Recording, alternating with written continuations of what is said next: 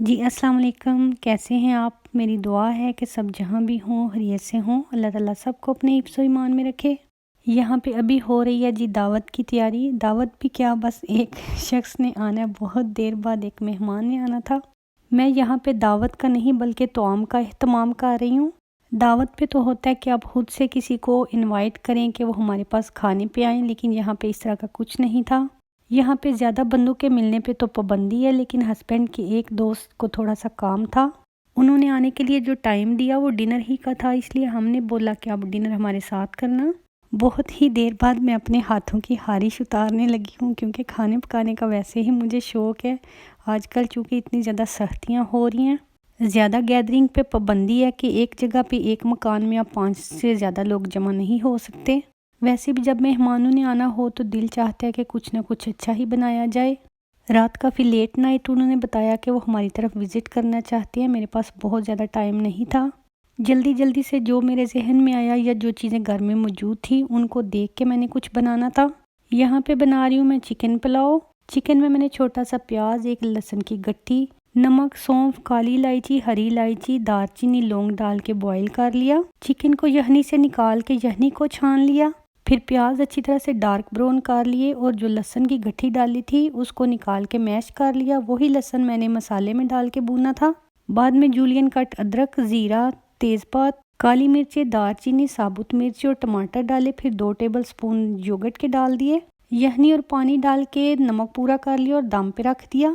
यहाँ पे मैं बना रही हूँ दही का रायता। इसके लिए मेरे पास कोई फुल्कियाँ वगैरह नहीं थी, इसलिए तार प्याज और टमाटर काट लिए, साथ में थोड़ा सा चाट मसाला, थोड़ा सा नमक, ये सब चीज़ें दही में डाल के अच्छी तरह से मिक्स कर लिया। बहुत ही झटपट और सिंपल सा रायता जो बहुत ईजीली बनाया जा सकता है वो बना लिया था। रायता बना के मैं फ्रिज में रख दूँगी। अभी थोड़े से टमाटर और थोड़े से चाट मसाले से गार्निश करूँगी।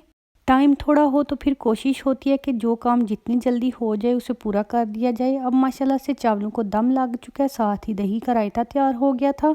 चिकन पुलाव अल्हम्दुलिल्लाह से बहुत ही अच्छा सा तैयार हुआ था। देखने से पता चल रहा है कि इसका एक एक अलहदा दाना बिल्कुल खिला खिला सा है। थोड़ी फ़िश को मैरिनेट करना था, जिसके लिए नमक, मिर्चें, हल्दी, ज़ीरा, अजवाइन, कुटा सूखा धनिया, अदरक लहसुन का पेस्ट, लेमन जूस, थोड़ा सा योगर्ट, कसूरी मेथी और 1 पिंच ऑरेंज फूड कलर डाल के सारी चीज़ों को अच्छी तरह से मिक्स किया।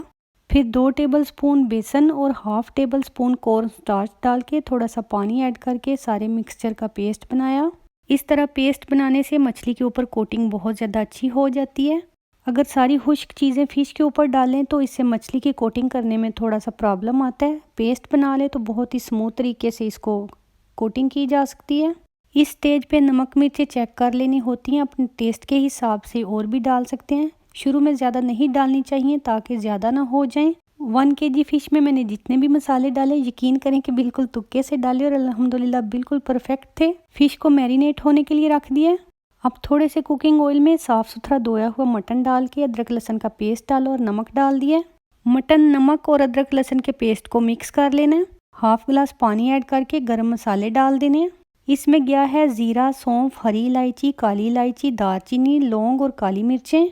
सारे मसाले मिक्स करके गोश्त को प्रेशर से गला लिया। गोश्त जब अच्छी तरह से गल गया तो पिसा सूखा धनिया, क्रश्ड चिली, साथ में साबुत सुरख मिर्चें, 2 मीडियम कटे प्याज, 2 बड़े टमाटर, हरी मिर्च जो रेड हो चुकी होती है वो डालिए। अभी 2 टेबलस्पून के करीब टमाटो प्यूरे डाल दिया है। इसमें मैंने हल्दी बिल्कुल भी नहीं डाली। 10-15 मिनट के लिए अच्छी तरह से भून लिया। जब टमाटर गल गए, अच्छा सा पेस्ट बन गया, तो 2 टेबलस्पून हरा धनिया, 1 टेबलस्पून पुदीना, 2 टेबलस्पून जूलियन कट अदरक, थोड़ी सी कसूरी मेथी डाल के सारी चीज़ों को एक दफ़ा से फिर मिक्स किया। अब हल्की आंच पे ऑयल सेपरेट होने तक 10 मिनट के लिए दम पे रख देना है। अल्हम्दुलिल्लाह से मटन दम पे जाने के बाद फ़िश फ्राई कर लूँगी। ये बोनलेस फ़िश फिले हैं, साइज़ में थोड़े से बड़े थे इसलिए मैंने बड़ा फ्राई पैन यूज़ किया है। फ़िश की जब एक साइड अच्छी तरह से पक गई फिर मैंने उसकी साइड चेंज की थी। अल्हम्दुलिल्लाह से जब फ़िश भी फ्राई हो गई तो फिर मैंने नान बना लिए थे। नान बनाने की मैंने वीडियो बहुत ज़्यादा नहीं थी बनाई, क्योंकि ऑलरेडी काफ़ी ज़्यादा दफ़ा मैं नान दिखा चुकी हूँ। माशाल्लाह अल्हम्दुलिल्लाह मेहमान के आने तक सारी चीज़ें बिल्कुल रेडी हो चुकी थी। पुलाव को डिश आउट कर लिया था। फिर मटन के ऊपर थोड़ा सा गरम मसाला छिड़क दिया। अल्हम्दुलिल्लाह से फ़िश भी रेडी थी, साथ में थोड़ा सैलेड बना लिया था। ड्रिंक में फ्रूट साइडर था और साथ में लेमन पेप्सी मैक्स थी। खाने की बहुत ज़्यादा गार्निश वगैरह मैं नहीं थी कर सकी क्योंकि इतना ज़्यादा टाइम नहीं था, और ना ही मैंने स्पेशल डिनर सेट निकाला था। बस जल्दी जल्दी से जो सामने आया रख दिया। नान, सैलिड, रायता, फिश, सालन, चावल, पानी और कोल्ड ड्रिंक सभी कुछ रख लिया था। मैं जो चीज़ खाने के लिए बेताब हो रही थी वो था ये मटन का सालन। अल्हम्दुलिल्लाह से बहुत ही ज़्यादा टेस्टी बना था। मुझे भूख भी बहुत ज़्यादा लग रही थी, बिल्कुल भी सब्र नहीं था हो रहा, क्योंकि खाना पकाने टाइम तो मैंने यकीन करें कि नमक वगैरह तक भी नहीं था चखा। जी तो यहाँ पे आई है हमारे घर में मिठाई। किसी के घर में बेबी गर्ल की बर्थ हुई है। अल्लाह पाक उस बच्ची को नेक और उसके नसीब बहुत ज़्यादा अच्छे करे। ये मिठाई इतना बड़ा डिब्बा आया था, हमारे घर में कोई भी नहीं खाता। ये वाली मिठाई यहाँ पे बांटते हुए किसी को मैं फ़र्स्ट टाइम देख रही हूँ। उनके यहाँ ऐसा कोई ट्रेडिशन होगा कि इस तरह की मिठाई देते हैं। अभी ये मिठाई और थोड़ा खाना अपने मैं नेबर्स आंटी अंकल जो इंडियन वाले हैं उनको दे रही हूँ। खाना दे के मेरी हो गई थी बस, और मैं रेस्ट करने के लिए चली गई। हस्बैंड अपने दोस्त को कॉफ़ी वगैरह पिला लेंगे। और जी यहाँ पे मैं आपको दिखा रही हूँ नॉर्वे का एक बहुत ही खूबसूरत सा पार्क। हमने समर में यहाँ पे विजिट किया, इसकी वीडियो रखी थी तो सोचा आपसे शेयर कर दूँ। इस पार्क का नाम शिस्टेफोस है, जो नॉर्वे के कैपिटल ओस्लो से कार से सफ़र करके 1 घंटे की दूरी पे वाक़ है। यहाँ से स्टार्ट होता है पार्क। एक साइड पे गाड़ियों के लिए पार्किंग एरिया है और यहाँ से टिकटें ली जाती हैं। इस पार्क के मुजस्मे तो बहुत ज़्यादा खूबसूरत हैं, लेकिन जो अल्लाह ताला की कुदरती बनाई हुई चीज़ें हैं उनका तो कोई जवाब नहीं। माशाल्लाह से इतनी ज़्यादा ग्रीनरी और साथ में बहते दरिया के पानी की आवाज़, बहते पानी का शोर, दरख्तों पे बैठे चहचहाते परिंदे, लोगों के चलने और एक दूसरे से सरगोशियाँ करने की आवाज़ें इंसान पे एक अजीब सा सहर तारी करती हैं। फिर जब थोड़ी सी गर्मी हो और ऊपर से चमकता सूरज, तो यकीन करें कि दिल यही चाहता है कि यहीं पे हमारा कोई घर होता जिसमें हम रहते, जहाँ से सुबह उठ के भी इस पार्क का एक चक्कर लगाया जाता और रात को सोने से पहले भी सैर करके सोते। ये जो बहुत ही टेढ़े मेढ़े से और आधे अधूरे मुजस्मे नज़र आ रहे हैं, इनके पीछे कई कई सालों की मेहनत होती है। शिस्टेफोस मॉडर्न आर्ट का एक बहुत ही खूबसूरत सा म्यूज़ियम है। ये ऑक्टोपस बहुत ही पुराने मुजस्मों में से एक मुजस्मा है। बहुत ज़्यादा साल पहले जब हमने यहाँ पे विज़िट किया था तो तब भी ये था। एक बात पे तो मैंने अल्लाह ताला का बहुत ज़्यादा शुक्र अदा किया कि जब हमने इसको विज़िट करने का इरादा किया उस दिन इत्तेफाक से मौसम बहुत ज़्यादा अच्छा था, वरना तो यहाँ पे ऐसा होता है कि दिन के टाइम अगर सूरज हो तो रात को बारिश, और अगर रात अच्छी हो तो दिन के टाइम पे बारिश। यहाँ पे गालबन ये एक छोटा सा बिजली घर है जो कि देखने से ही बहुत ज़्यादा पुराना लग रहा है। इसके मैं ज़्यादा करीब नहीं थी गई क्योंकि यहाँ पे काले गहरे पानी की बहुत ऊंची ऊंची आवाज़ें थी। इस तरह के गहरे काले पानी से तो मेरी जान जाती है। दूसरा अच्छा इत्तेफाक तब ये भी था कि जब हमने विज़िट किया तब यहाँ पे कोरोना की कोई पाबंदियाँ नहीं थी। यहाँ पे सारे के सारे मुजस्मे अपनी खूबसूरती का मुंह बोलता सबूत हैं।